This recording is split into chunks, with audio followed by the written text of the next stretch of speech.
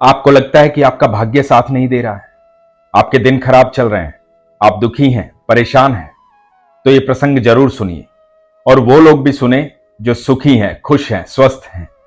हरे कृष्ण दोस्तों, मैं हूं अनुज शर्मा।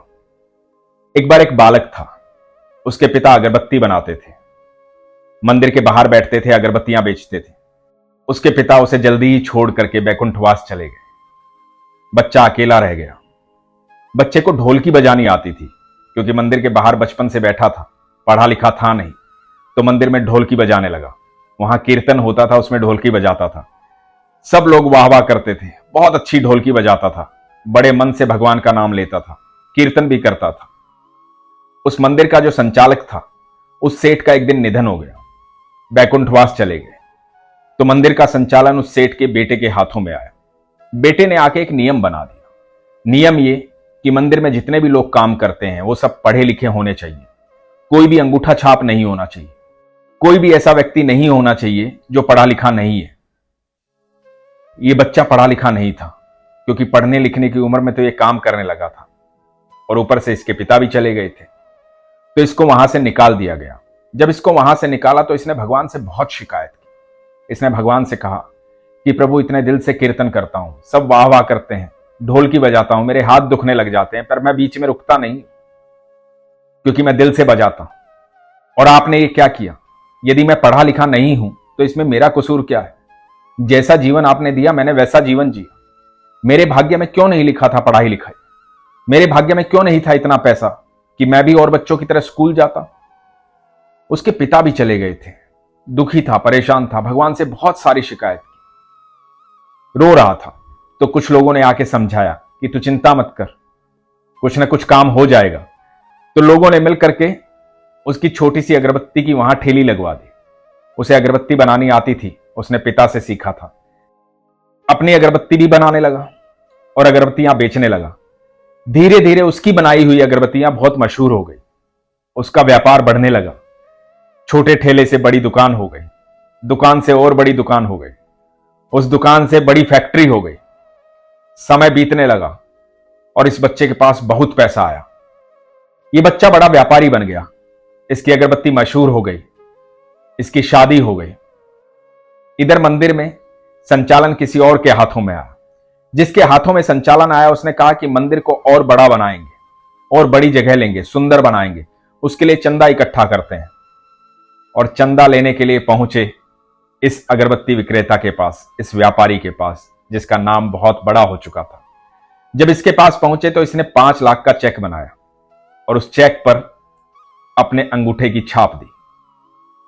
तो मंदिर के संचालक ने पूछा कि आप इतने बड़े व्यक्ति हो, आपने खुद चेक भरा, तो आपने अंगूठा क्यों लगाया?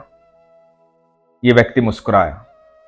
इसने कहा, जिस मंदिर से आप आए हैं उसी मंदिर के बाहर मैं अगरबत्ती बेचता था, उसी मंदिर के भीतर मैं ढोलकी बजाता था।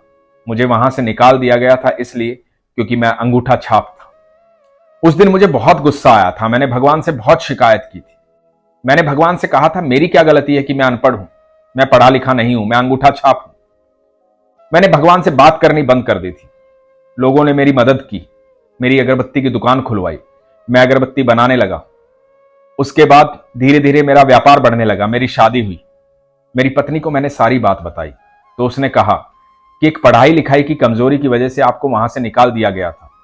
तब आपके पास पैसे नहीं थे, अब तो आपके पास पैसे हैं, अब तो आप पढ़ाई कर सकते हो।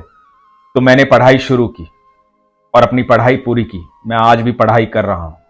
आज मुझे हस्ताक्षर करने आते हैं, लेकिन ये अंगूठा मेरे भगवान की ताकत है। इस अंगूठा छाप को उसने इतना बड़ा व्यापारी बनाया है। जिसके वजह से मैंने भगवान से शिकायत की थी, उसी वजह से भगवान ने मुझे बड़ा बनाया। यदि मैं अंगूठा छाप नहीं होता तो आज किसी मंदिर में ढोलकी बजा रहा होता, कहीं कीर्तन कर रहा होता, मैं आज यहां नहीं पहुंचता। आज ईश्वर की देन है कि मैं आज यहां पहुंचा हूं, कि आप लोग यहां आए हैं, और आज मैं सक्षम कई अनाथालय चलाता हूं, कई संस्थाएं ऐसी चलाता हूं जहां लोगों की मदद करता हूं। ये सब मेरे ईश्वर की देन है, सब उसकी कृपा है। तो मेरा अंगूठा छाप होना जरूरी था, यही मेरे हस्ताक्षर है। बात बहुत गहरी थी। इस बात से ये बात समझनी चाहिए कि आपके जीवन में कभी कुछ गलत होता नहीं है। हमें लगता है कि गलत हो रहा है, हमें लगता है कि हमारा भाग्य खराब है, हमें लगता है कि हमें नौकरी से निकाल दिया गया है, यहां से इन लोगों ने मेरी बेइज्जती की है, हमें लगता है कि उस व्यक्ति ने मुझे गाली दी है, उसने मेरा अपमान किया है, हमें लगता है कि सब कुछ गलत हो रहा है।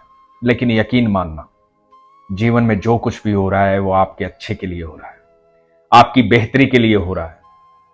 कभी भी ईश्वर पर शंका मत करना। ईश्वर आपके जीवन को बेहतर बनाना चाहते हैं। यदि आप हर दुख को सहर्ष स्वीकार करोगे, हर दुख में यह मानोगे कि यह मेरे ईश्वर की देन है, यह दुख भी उसने भेजा है, मैं इसका भी स्वागत करता हूं, तो यकीन मानना आपके जीवन में दुख आना बंद हो जाएगा। आप ईश्वर पर विश्वास रखिए। ईश्वर आपके जीवन में कभी गलत होने ही नहीं देंगे। हम में से बहुत लोग ऐसे हैं जो कभी बहुत पूजा पाठ करते थे, लेकिन कई सालों से पूजा पाठ छोड़ दिया, भगवान से विश्वास हट गया। क्यों विश्वास हट गया? क्योंकि लगा कि भाग्य खराब चल रहा है, क्योंकि समय खराब चल रहा है, क्योंकि काम कुछ अच्छे हो नहीं रहे हैं। मैं उन लोगों से एक बात कहूंगा, इस प्रसंग को दोबारा सुन लीजिएगा और यकीन मानना जो आपके जीवन में हो रहा है वो आपकी बेहतरी के लिए हो रहा है। आपके जीवन में बहुत कुछ अच्छा होने वाला है, बहुत बड़ा होने वाला है। जब भी किसी चीज को तोड़ा जाता है तो उसका नवनिर्माण किया जाता है। तो आपके नवनिर्माण का समय आने वाला है, इसलिए हमेशा अपने विश्वास को मजबूत रखिए, अपना ख्याल रखिए। हरे कृष्ण।